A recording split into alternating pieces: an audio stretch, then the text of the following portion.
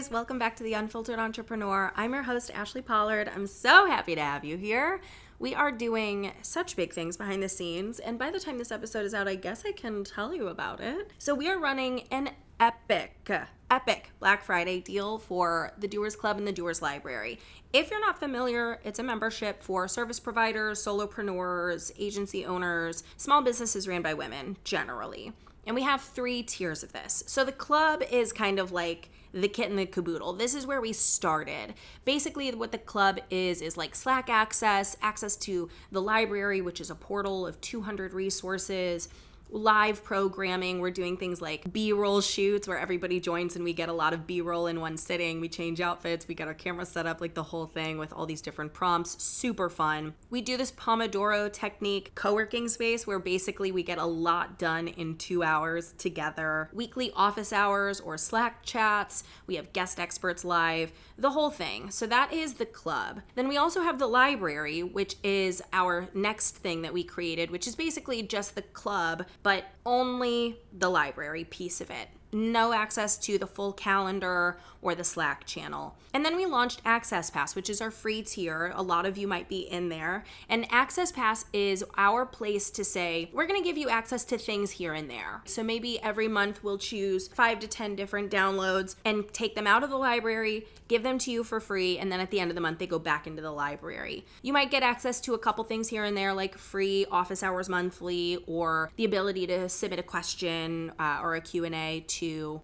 office hours to be answered either here on the podcast or on office hours that we do as a group. It's a really cool space. And if you're in Access Pass, you might not be taking full advantage of this space. If you want access to the community, which includes the job board, me 24/7 on demand in that Slack channel, the input and the tips and the advice that the community gives each other, the club is definitely a good fit for you. And then also, if you want things like access to our podcasting course or our pre-written website copy. I mean, you should be paying like $8,000 for this website copy, and we have it in there for free. We have your email funnels written and made for you. We have your social media calendar done for you. It's just a really great space at the library. For this Black Friday deal, you will get access to a full year of the club or the library at a price we've never done before.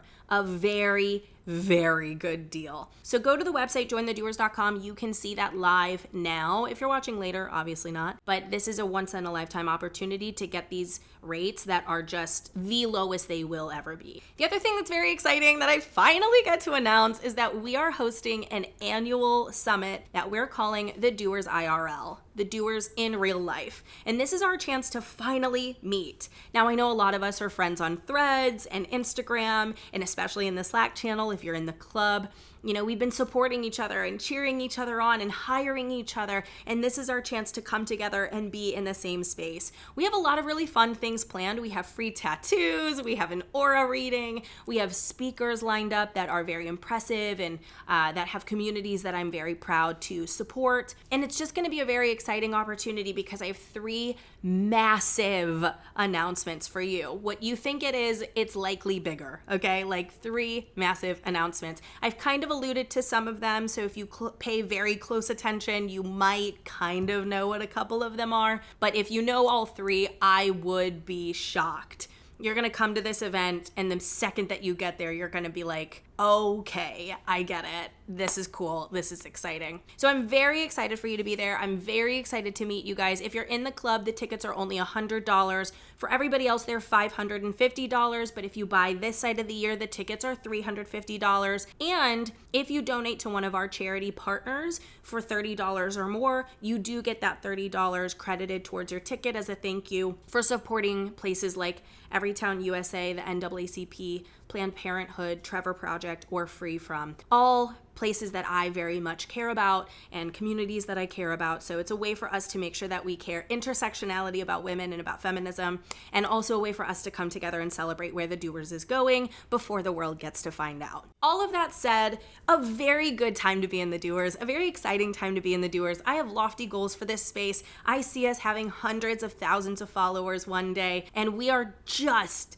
beginning. It may have been 5 years to get our stride, but we are ready to go to the moon, okay? So I'm very excited to share more with you. I'm very excited for you to come along on this journey, and let's dive into today's episode. Today's episode is all about confidence, and I'm excited to talk about this because we've been diving into more like emotional topics on the podcast instead of what it used to be, which was kind of like 3 ways to set up your email system. And all of those podcast episodes are amazing. I stand by them. But in this new normal, in the way that I want the Unfiltered Entrepreneur to span and grow and become something bigger, I do want to talk to you as a human. And I think that I kind of wanted to speak to you as a human, personally. Like, I think that both of those were kind of missing. And so thank you guys so much for the DMs about loving the episodes. It means the world to me to see you guys sharing this to your stories. I have had one of the worst years personally in my life, and podcasting is something I very much enjoy, but it's hard because you never hear anything about it as a podcaster. You don't hear the good things. All you see are the reviews and the people sharing it. And so for me to be able to see like you guys are leaving reviews and you're liking it and you're subscribing and you're sharing to your stories, like it literally makes me cry. It makes me feel so good. It keeps me going. So thank you guys so much for doing that. And today's episode, we're talking about confidence and how do I stay confident? How do we stay confident?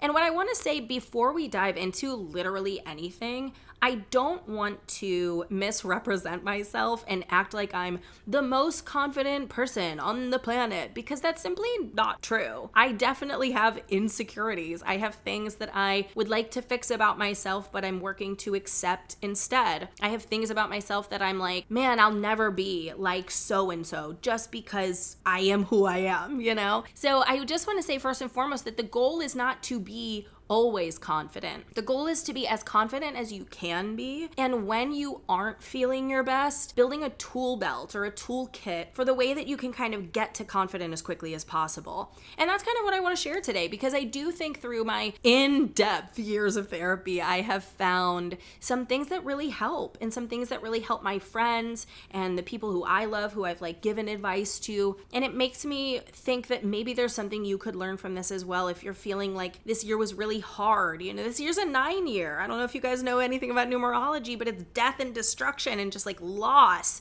It's also a year of the snake. There's shedding, and you're kind of required to say like, I have to let these things go. It's the universe pulling it away from me. And when everybody's having a tough year, it is a year of the snake. It is a 9 year. Like, it would suggest that a lot of us are kind of having loss or an identity crisis. And so I want to share ways for you to feel your best and your most confident, especially given the fact that there's a likelihood that it might not be the best year you've experienced. And if it is, like, good, keep listening. Like, I want you to stay on top. Like, let's go. But let's dive into ways that you could feel a little bit more confident as an entrepreneur, because nothing will test you more than being an entrepreneur. Nothing will test your identity more. Nothing will test your ego more. And so entrepreneurship is not for the faint of heart, and that is a very real thing. And so if you're feeling that way, I have some tips to kind of get us out of that. Things that have helped me, things that I think are, you know, tips and tricks that I lean on, and I want to share those with you. I want us to learn together. If there are things that have helped you, I hope that you tell us. I hope that you share that with us, because there's maybe something I haven't tried yet. There may be something that the community doesn't know about yet. So feel free to also go to social and share ways that make you feel confident or make you feel like your best, because that's a way that we can learn together, and that's what community really is. I'm reading through my list right now of my 5 ways that I feel my most confident, or like the tips that I use to feel my most confident. And I just have to say a word of warning that like these are cheese McGee's. Like, they are cheesy, corny, okay? But the thing about advice is that like sometimes things are cliche for a reason. Like sometimes things are cheesy and corny and overused because they work. So I'm just warning you, I'm being a cheese ball. You're gonna have to let it go. I am who I am. I'm Ashley Pollard. Thank you so much for being here. The first piece of advice that I have for you is that I trust myself. And this was one of the biggest things I had to rework when I started going to therapy. When did I start? I guess like 2017. I started going 2 times a week. I was in a really bad place. I really hated myself. I was very mean to myself. And I aggressively went to therapy because I was like, I could lose myself to this if this goes any further. And so I went to therapy to really say I need to accept myself and love myself. And I also have some things I need to fix. I'm really glad that I did that. It was a massive financial commitment, and I definitely sacrificed a lot of my life in order to just cover therapy. And it's the best decision I could have ever possibly made. And one of the biggest takeaways was this idea that like I had built systems of distrust around me. I had set up all these ways that I didn't trust myself. And it further exacerbated the problem. And I'm going to give you some examples of ways that I see people doing this now, and also ways that I was doing this myself. The biggest thing that I learned is that I have to keep my word. I have to keep my word to myself. The number one way that I have found that I trust myself more is when I follow through on my word. So if I say, I'm going to work out tomorrow, and I'm going to work out for an hour, and I don't work out at all because I'm tired, because the day got away from me, because something came up. If I don't work out at all, I have broken that promise to myself. So one thing that I kind of readjusted was I have to get very honest about what I'm able to accomplish, and I do need to follow through on my promises to myself. So instead of saying like, I'm going to work out for an hour tomorrow, I would say, I'm going to do 15 to 20 minutes and I want to make sure I get 5,000 steps, 5K steps. Something that I know I can finish, something I know that I can complete. That follow through is important. And I thought that that was kind of like a cliche piece of advice until I really started studying how the brain works. And what's interesting about the brain is that it will, you know how you can like log complaints against something, or like, keep track of like a problem you have with a space if you're renting, or like, an issue that you're having with a company or something like that, right? Your brain kind of does that with you. It will be like, owner did not follow through on workout. Owner, and I'm saying that about like yourself, like you're the owner of your body. Or like, Ashley did not do this thing she said she was going to do. And it kind of like keeps track of that.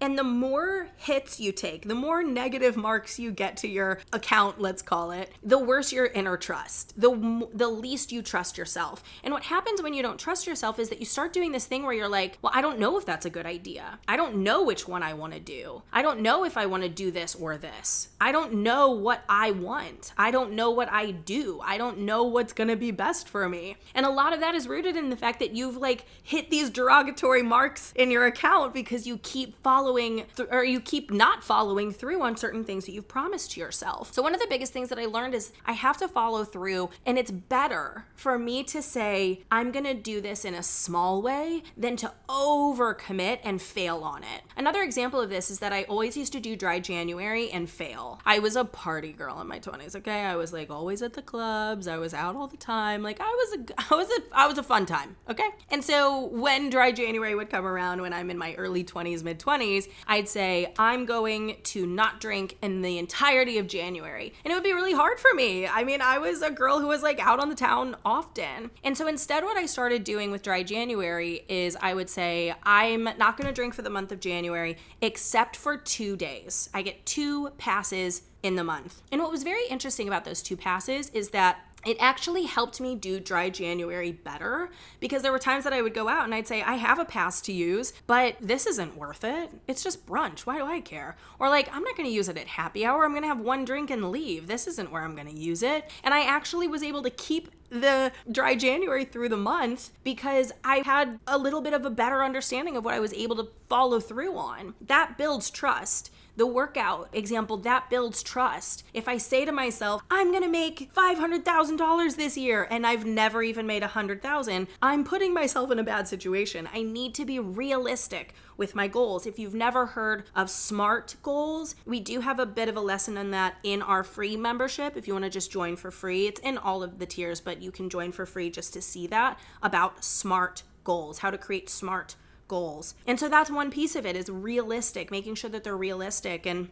not having realistic goals for yourself just means that you're going to have those derogatory marks in your account, those derogatory marks on how trustworthy this person is, and that person just has to be yourself. So that's one. And think about it from this perspective, right? Let's say that your best friend, let's name her Jen. That's always the name that I use as an example. Let's say Jen says, hey, let's go to brunch on Sunday at noon. Great, let's go to brunch on Sunday. You put it in your calendar. You tell people like, oh, I don't want to stay out on Saturday. I have brunch tomorrow. Oh, I'm so excited to see my friend Jen. We're going to talk about this, whatever. And then Sunday rolls around, and right at 11:30 when you're walking out the door, she says, oh, hey, I'm not going to be able to make it. I mean, that's okay. It's one time. Why do we care? You know, totally fine, Jen. We get it. I hope everything's good. Then it happens with happy hour. You're sitting at happy hour and she says, oh, I can't make it. And then she says, oh, do you want to go to this movie? And then backs out of the movie. Eventually you're like, fuck you. Like, we get it. You're not coming. You no longer trust her. Her word does not mean anything to you. That's exactly what you're doing to yourself. You are not trusting yourself to follow through because you lie to yourself. So the first and most important thing that I want you to take away is that we have to be aware of how we talk to ourselves. We have to be aware that if you had a friend who maybe did come to brunch and did come to the movie, and every time they came, they were like, you look fat. You're stupid, by the way. Your success is like kind of stupid. It's not as good as hers. You'd be like, I don't want to be friends with you anymore. You need to build a relationship with yourself that mimics the kind of relationship you would expect from other people to treat you. You're the owner of yourself. You're the one to protect you. And the number one way to build that trust is just to make sure that that is in place. The other one that's really important here and kind of like works in this vein of like trusting yourself is to make sure that you are not trusting yourself on how something goes, but that something is done. Let me give you an example. If I say, I'm going to give this presentation to a client and they're gonna love it, then I'm trying to say that I'm promising myself that I will give a good presentation and that they will love it. But I can't control them. I have no say on what they're bringing to this. I have no idea what their day's going like. I have no idea what kind of fears and insecurities they have. I can try to make sure I'm accommodating them beforehand, but I cannot control other people. Right? I could say, I'm going to post this online and it's going to go viral. Says who? You don't control that. You have hardly any control over that. I'm going to put this out here and people are going to buy it. Says who? There are ways you could predict that. There's ways that you can, see how that could come to fruition and use data to slightly predict it. But at a certain point, it's out of your hands. And so one of the things that I want you to think about is your trust has to only be in your actions. It cannot be in other people's reactions because that's, say it with me, class, manipulation. If we go into things saying, I'm going to say the right thing so that they don't get mad at me. I'm going to do the right thing so that they say this. If I say this, they're going to act this way. That's manipulation. That's you saying, if I contort myself in a certain way, other people react this way and I get what I want. In reality, all you want to say is, I'm going to show up as myself. I'm going to show up in integrity of myself. I'm going to treat people well. I'm going to care deeply about the product that I create and the work that I do. Everything outside of that is out of your hands. It is out of your hands. And so with that, there's this level of, I trust myself, and I also trust not that they will react well, but I trust that even if they don't, I can come back from it. I'm going to give you an example. What this could look like is saying, when that client signs with me, I'm going to kill it and they're going to love it. Now, the only thing you can't really control there is the part that they're going to love it. And so if you sign a client and you do the best work to your ability and you work in integrity to yourself and you hold yourself to a high standard and that client says, oh, we were thinking of something different, you can't control that. You can do some things inside of your control to be mindful. You can be aware of their questionnaire and their intake form. You can make sure that what you sold them is what you're giving them. But again, you cannot control everyone's reactions. So what you can control is that if they're upset or if they want a different direction or if they don't agree that it's exactly the right way to move, you don't trust yourself to always do things right. You trust yourself to always be able to come back from it. You could see this with dating. You could see this with where you live. You could see this with how you interact with your family, with your friends. I don't trust that I will always get it right. I trust that if I don't get it right, I will be able to be okay. Now, when this goes too far is when somebody says, I don't care how they react. I'm just gonna do me. And that's just not necessarily a very connective way to live. I guess maybe we disagree on values, but what I don't want you to do is be so irreverent of other people that you are rude or cruel or not accommodating at all. I do want you to think about how you want to show up in the world, right? So if you say to a friend, like, hey, I think that you should XYZ, and she takes it really badly, and she's like, that's so rude, that's so mean, that hurt my feelings. You don't want to be the person, we as the doers, we don't want to be the people who are saying like, well, that's a you problem. You figure it out. That's your reaction. No, we want to say, okay, did I operate within my values? Can I see where she's coming from? And that's how you kind of like mesh that balance. But the truth is that if you want to show up and trust yourself and have confidence, the confidence is not about getting it right. The confidence is about saying, I'm going to operate within my values. I'm going to show up as the person who I believe myself to be, a good person with these values and these morals. And we will get it wrong. We will get it wrong in work. We'll get it wrong in relationships. We'll get it wrong in friendships. We'll get it wrong in families. We will get it wrong. And that's okay. I will come back from it. And the reason why that is so important is because you have to remember that like we are fallible and the people in your life are fallible. If you give yourself the grace to say, I'm not always going to get it right, you will subconsciously be giving the grace to the people you love and that you care about that they can make mistakes too. So hold both of those, and that will give you confidence. It will give you confidence because you're not saying, I'm going to show up to be perfect. You're showing up to say, I'm going to do the best of my ability and I'm going to watch what happens. And if I have to react in a certain way, then I'm going to fix it. And I know and I trust myself to be able to do that. There's a really great conversation between Hassan Minhaj and John M. Chu, where John M. Chu says something very similar. I have no faith in myself that I'm going to get it right. I have every faith that I'll be able to turn it around. I'll post it to my social so you can see on the Doers World. That is the takeaway, is that like I am confident that not only will I show up as myself, but if by chance I get it wrong, I'll fix it. And so think of that as the second point for how we build confidence within ourselves. The third piece kind of goes back to that first one. Now, in that first piece, I said that I trust myself because I show up for myself, because I deliver on those things. And just like if my friends were like, oh, hey, we're going to do happy hour, and then they didn't show up, or if they did show up, they were mean to me, eventually I'm going to be like, you guys are not my friends anymore. We kind of do have to treat people that way. And one thing I want you to think about is that like the people that you surround yourself with are going to affect your confidence, period. You kind of want to be relentless in making sure that that circle that's very tight to you is kind, is uplifting.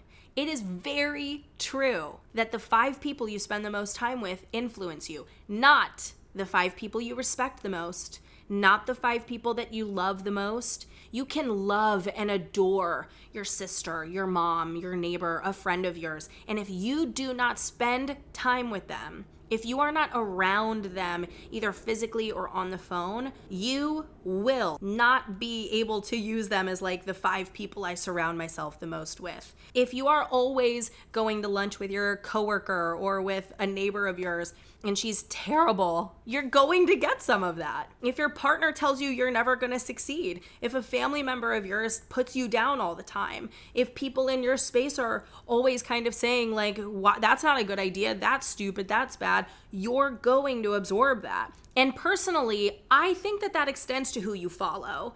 Now, not everybody will agree with me there. I definitely have said before, like, the 5 people you spend the most time with is also digital. And I got some backlash for it. Maybe not backlash, but I got pushback for it where they were like, no, it's about the people you spend the most time on because you're like absorbing those mannerisms. And I just don't agree. If you are following people that are hateful and that are rude and that are telling you that you can't do something, that will affect you. Listen to the podcast that you're listening to. Look at the shows that you watch. Look at the people that you follow. You know, I feel very much that the people that I follow rub off on me, that the people I follow rub off on me for the better. You know, my favorite accounts are people like Teffy and Serena Kerrigan. And both of those women are loud, outspoken, here's my opinion. And it does empower me to be the same, right? I don't think that we pay attention to that enough. If the people who you are hyper focused on online, if you are spending more time on Instagram following someone who always makes you feel small, I think that that is just as important to pay attention to than the fact that your roommate or your best friend or your neighbor or your partner is there to support you. I think that they're both kind of equally important. So when I tell you that you need to block people or mute them or unfollow them, myself included, it's because if there are people online who, when you see their content, you're like, God, she's so nice. She's so smart. I really like her. But now I feel like I can't post, then you have to mute them. I think a lot of times there's a conversation that, like, if you disagree with them or if they're saying something that makes you feel bad about yourself, I would hope that that goes without saying, that we have to eliminate them from your digital space. But it is more than that. You can adore the account. You can love the founder or the content creator. But I do think that it matters if you keep watching that content and you're like, well, now I feel like I can't say anything because she said it better. Then they gotta go. They gotta go. You know, you have to take a look at your friends. When I bring up my business to some of the people that I'm not friends with anymore, they used to be like, wow, cool. They would maybe make fun of my clients. They would maybe say things like, I don't even know how to talk to you because, like, you're kind of running a big business and, like, I don't even know how to bring that up to you anymore. And it affected our friendship because it's like, I'm bitching about a job like everybody else is. Like, we have to view it that way. And then my other friends can actually have a conversation with me because they aren't threatened in any way by the fact that I am building a big business. It is more important to me that I spend time with them because they care about me, the person, and they don't see me signing Katy Perry and big clients and think like, well, now we can't be friends with her. She's different now. I'm Ashley. I'm the same person I always been, girl. Like, I don't know what to tell you. I want you to think about the way that people speak about your business in front of you, saying things like, how's that little business going? Or like, oh my gosh, that's so cute. Just take stock because what you absorb, you have to take it seriously. It is not silly to think that someone saying like, oh yeah, it's like her little side hustle, that's not gonna get to you. It is. You want the people around you to support you and to have your back. This sounds like a plug, so just ignore this. I'm not selling you, but like this is the point of the doers. It's the point that you have people who get it because a lot of you don't. Maybe your parents don't understand entrepreneurship at all. They think it's too big of a risk or too much of a waste of money or too much of a waste of time. You could be doing this or this or this. This is safer. This is a better move, whatever it is. Your partner could be saying that. Your friends could be saying that. The doers is a space where you feel supported and you can release with us. You can share. You're not judged. We're all in the trenches. We all get it. Find that membership of women. It does not have to be ours. I'm saying that because I'm not selling you, but you have to find a space where women can talk about business in a way where they get it, especially if the people in your life don't. It will ruin your confidence. What I want you to think about is that when you have a win, let's say you sign a big client, you have a discovery call with them, you are very forthcoming about how you work and what your preferences are and your systems, and they're like, this sounds perfect. This is exactly what I've been looking for. Where do I sign? I'm in. The price is amazing. Let's go. Do you leave that thinking, is there going to be another shoe that drops? Like, should I really trust this? Do I really deserve this? Am I going to mess it up? Oh my God, what have I gotten into? If so, you may not believe yet that you fully deserve your wins. I recently had a call with a client and she signed a really good retainer for email marketing at a rate that was very strong. And she had never been able to close anything like that before working with me. And she said to me, like, this feels too easy. And I said, no, you're experienced, you're good. And this is the rate that you should be charging. The fact that they said yes, I hope validates all of that. And I get it. I understand that she felt like, am I allowed to have this? Because if all you've noticed is that it's so hard to win, then an easy win is going to be maybe a little bit concerning. Like, it should not be this easy because it's been so hard before. And one of the things that I learned in building Dial Zero Marketing, my agency, the one that has been massive for us, is how easy it was to sign clients at $10,000, $20,000 a month. Where on the flip side, when we get into like $1,200 territory, people are saying like, is there any way you could do $1,100? Or like, we really don't want to go over $1,000. And that $200 difference is kind of where we're arguing. It's really true, that cliche of like lower priced is a harder sell and those people expect the world, the moon, the skies. where the bigger paying clients are typically a little bit farther removed. They give you a little bit more grace, and they typically sign and pay and on you go. I mean, it's a trope, but it's true. And the reason why I bring that up is because if it's hard for you to believe that you deserve it, if it's hard for you to feel and celebrate that win, then that's going to affect your confidence. If you're going to walk away from something and say, I don't know that I'm able to do this, that's different. That's you saying, did I oversell myself? Do I have the skill set for this? And it may be something that you just have to work through with the work and get better and all of those types of things. That's different. It's more like, do I deserve this? Am I deserving of the money? Am I deserving of the success? One of the ways that I see this play out terribly is when people say that they're a 7-figure entrepreneur. Don't come for me. But when people say that they are a 7-figure entrepreneur and they do not do 7 figures annually, you are fucking yourself hard, okay? Hate to break it to you. And I see it happen often, and I understand the thought process. You know, it is not for nothing the fact that you've gotten to $1 million in revenue.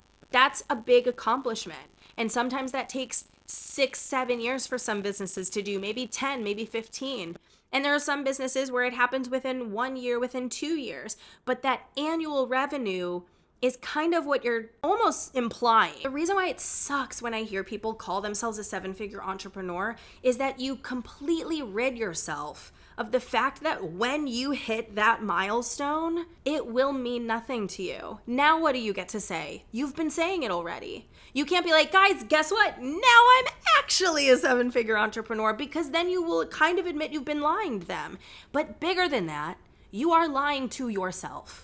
You are stealing your joy from a future moment when you actually cross that finish line. No wonder you have imposter syndrome. You are not being honest about where your business stands. I mean, I also see it with 6-figure entrepreneurs, with people who are doing $75,000 a year in sales. There's nothing wrong with $75,000. That's a full salary that you just made for yourself. That's a money tree that you just grew. That's huge. That is so exciting. That needs to be celebrated. But don't cross a finish line you haven't ran yet.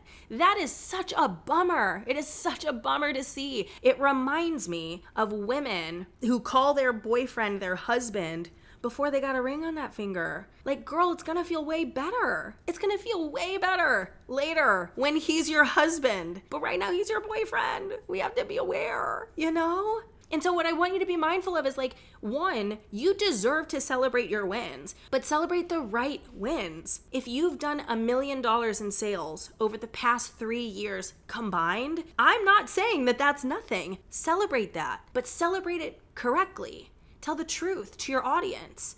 Because you are stripping away a win from yourself in the future, and that's such a bummer. That's hard to watch. You go through life thinking, am I gonna be found out? And the reason is because you're kind of hiding something. So what I want you to know is that you deserve your wins. Celebrate them. Do not shy away from them. And also, let yourself have it when it happens, because that is gonna be so good.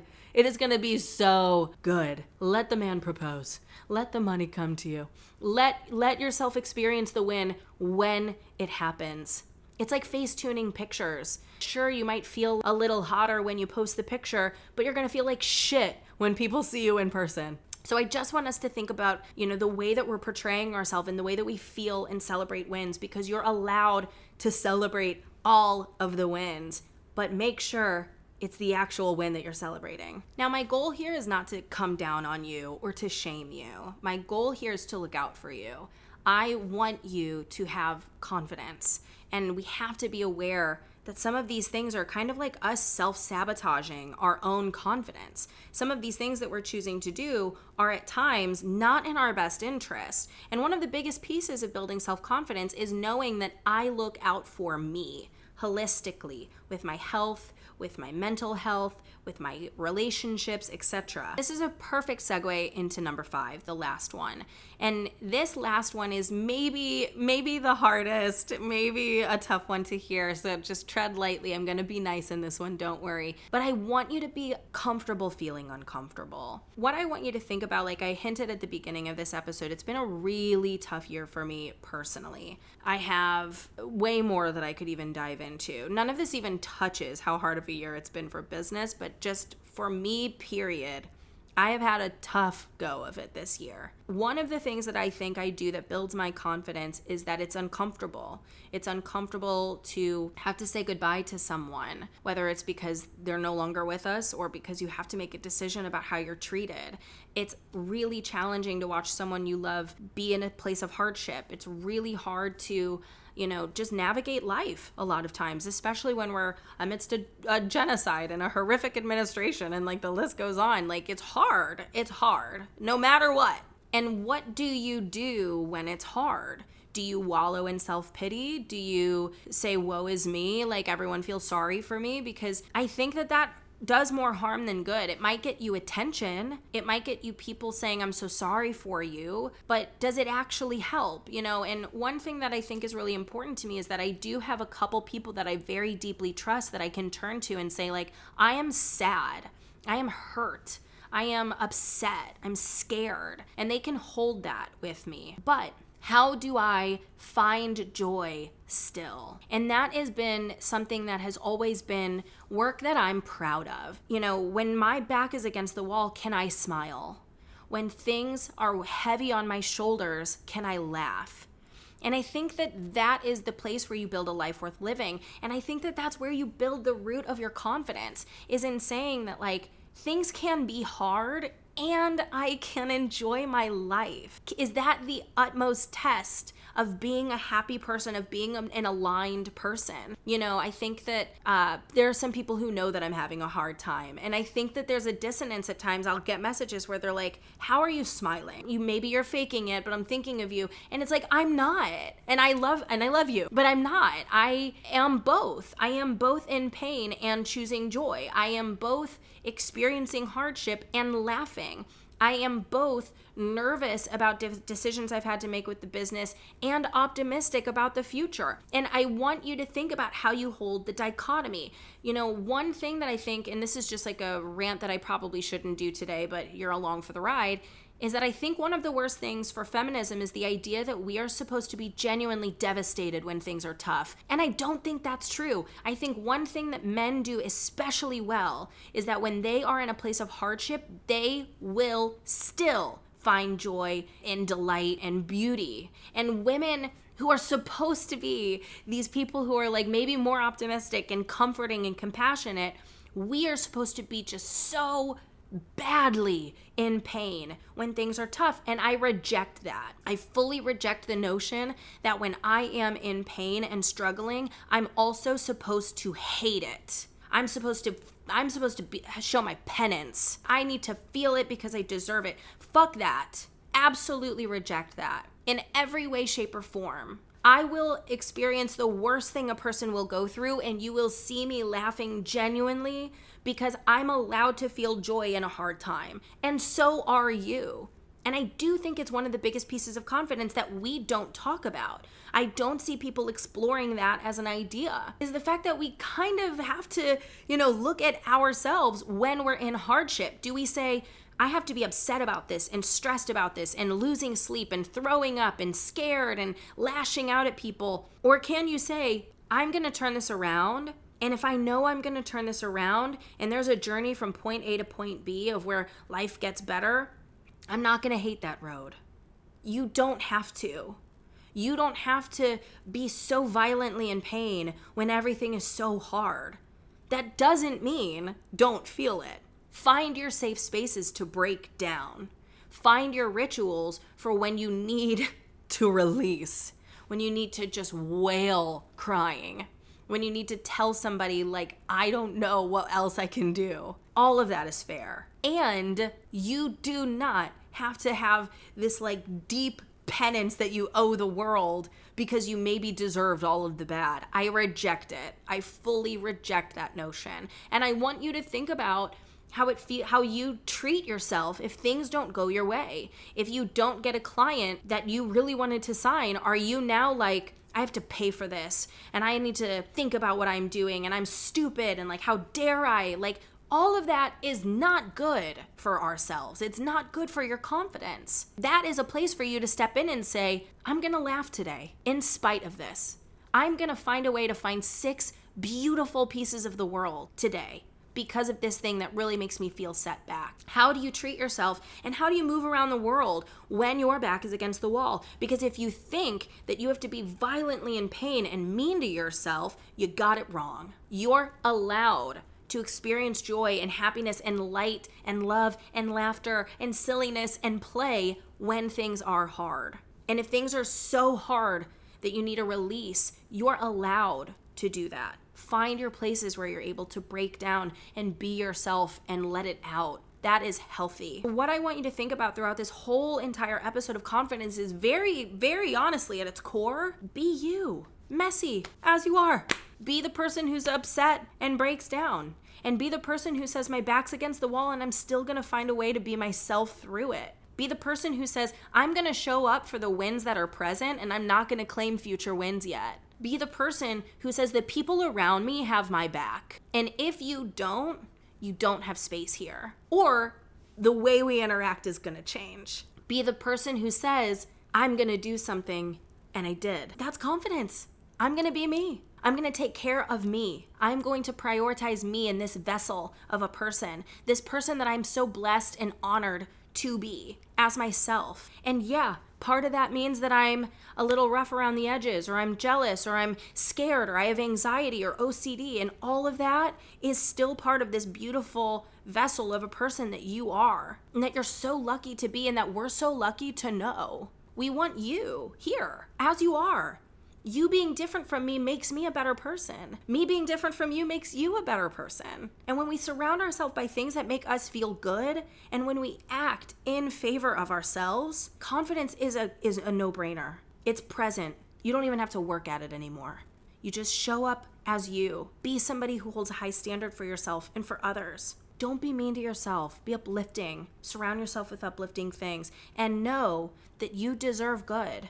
You're doing a great job. I love you if no one else will tell you that today. I believe in you if no one else will tell you that today. And know that anything that puts you in a position where your back is against the wall, it may strip you of your time or your money. It may put you in a setback, but it does not have to steal your joy. Cliche maybe, but it's fucking true. I hate to break it to you. Thank you guys for tuning into the episode. I love you so much. I hope to see you inside of the Doers Library or Club. The Black Friday deal is live on our website. Doors open November 17th. I'm so excited to see you guys signing up. I can't wait to see you guys in March at the Doers IRL. Please take a look at that on our website as well. If you have any questions about any of this, whether it's the club, the library, the summit, the podcast, me as a person, I'm very, very around. You can always respond to our emails and I will always see it. You can DM the account. I'll always be there. So just know that I'm just this close. I'm this far away at all times. And thank you for being here. Share with your friends, leave a review, subscribe for more, and I'll see you next week.